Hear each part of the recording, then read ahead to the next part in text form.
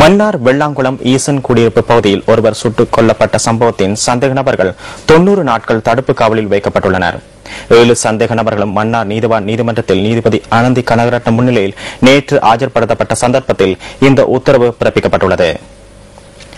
விடுதலை புலிகள் அமைப்பின் முன்னாள் உறுப்பினரான கே நகுலேஸ்வரன் கடந்த மாதம் 12ஆம் தேதி அடையாளம் தெரியாத சிலரால் சுட்டுக் கொல்லப்பட்டிருந்தார்.